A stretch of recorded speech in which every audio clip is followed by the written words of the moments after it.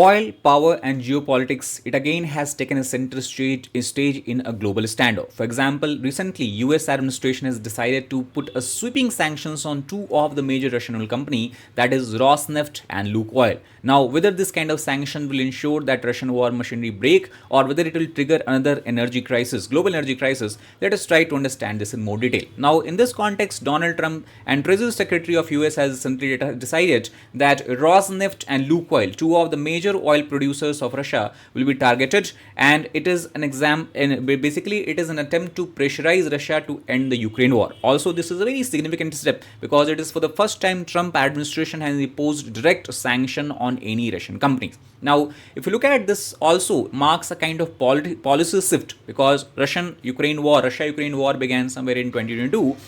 Previous approach of US administration, however, was to ensure there is a price cap. That means no one was allowed to buy Russian oil if it is being sold at a price higher than $60 per barrel. It was to ensure that the secondary sanction is avoided and there is a stability in the global energy market, global oil supply. However, this new approach clearly is a paradigm shift because it puts a blanket ban on the Russian crude. That means no one is allowed to buy Russian oil anymore. There is not going to be any kind of exemption even if any American company is involved here. And also subsidiaries can be affected by sanctions and such. And this is why we are calling it as a marked shift in the Western oil strategy. Now, why while sector of Russia is being targeted, this we can understand by looking at the contribution that Russian oil sector and gas sector makes in its economy. For example, Russia is considered as a petrodollar economy because majority of its resources derives from the energy sector. If we talk about GDP, 20% of Russian GDP comes from the energy sector. As far as the federal budget revenue of Russia is concerned, about 40 to 50% of it comes from the energy sector itself. Not only that, Russia has a huge land area, and that is why it is one of the largest natural gas producing country. It has the second largest coal reserves in the world, and it has the 8th largest oil reserves in the world as well. The previous sanction strategy, on the other hand, focused on price cap to ensure that supply is not disrupted. This was essential because any kind of sudden stoppage of the Russian oil flow could trigger a massive energy crisis and can also create inflation which might spiral out of control. This is something that Western countries, including US and European Union, wanted to avoid, and that is why they also ensured that no secondary sanction is imposed on those countries and the companies which are directly involved in buying of Russian oil.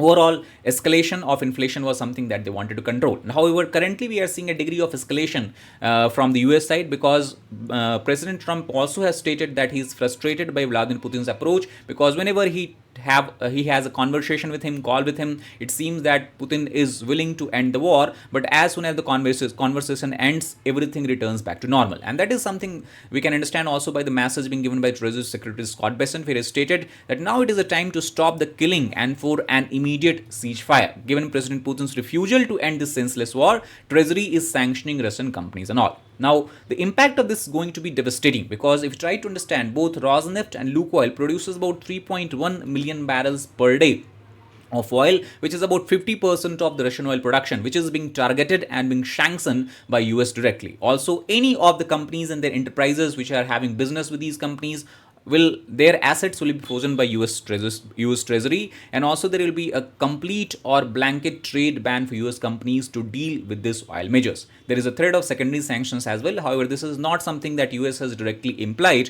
but overall it creates a uncertainty as far as the global oil market is concerned. And the effect of this we have seen in the last couple of days, where we have continuously seen that the oil price is rising or basically soaring up.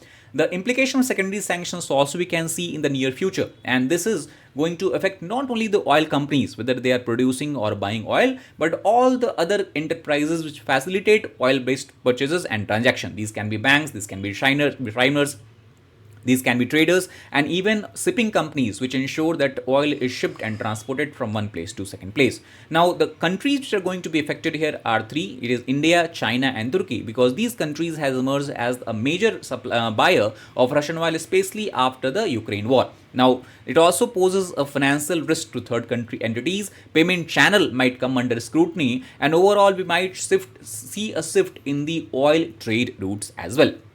Now, if you try to understand overall the impact on India specifically, India we know has emerged as a major buyer of Russian crude post 2022. Earlier, before Russia-Ukraine war, it is if you talk about Russian oil, it used to make up somewhere about 0.5% of its total import energy basket, and it soared up to 35 to 40% in last few years, in last few months also, and that is because Russian oil was available to India at a cheaper cost, and also transportation was easier, and this is what India tried to take advantage of. Now, however, as per the sanctions are concerned, state refiners and also private companies have taken this very seriously, and Indian Oil, Bharat Petroleum, they have begun to review their contracts to ensure that they do not become a direct buyer of Rosneft or Lukoil. Reliance is also adjusting its import and is now again pivoting back to its traditional market, that is in West Asia and Middle East. There is a direct role or direct this what I can call as impact we are seeing here, because both state-run companies as well as private companies are trying to avoid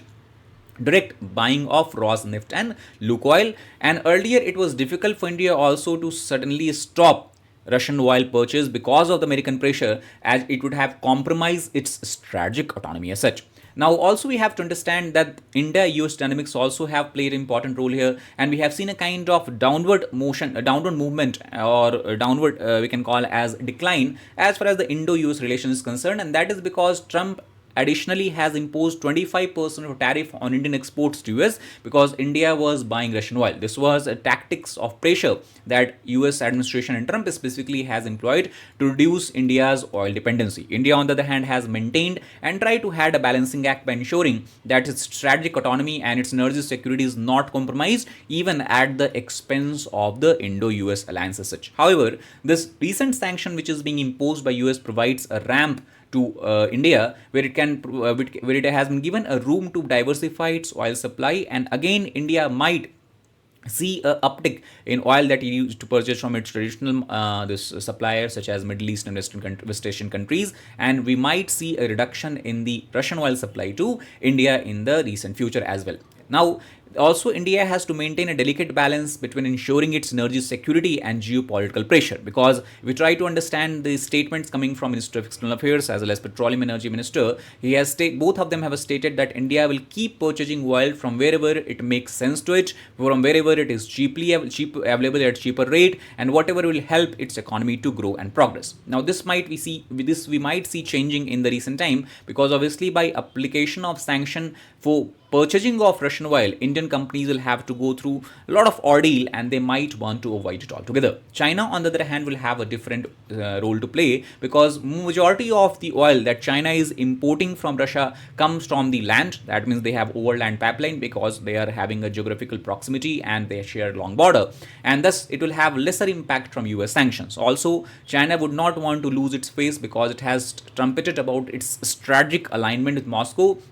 In the recent victory parade, even Xi Jinping, the premier of China, has stated that the partnership between Russia and China is stronger than steel. So there is going to be a major role that is going to be played by China also. And also China would try to help itself and take advantage of the situation by getting Russian oil at a potential discount, because obviously Russia is going to lose most of its traditional market now, and thus China would be at advantageous position to reap benefit out of it. Now, to what extent China is going to play a role in sustaining war economy, we cannot answer it now. We have to wait, watch and see. But for now, one thing is clear, that for Russian companies, the game is going to change significantly. And for Indian oil companies also, it becomes quite difficult now to directly import Russian oil.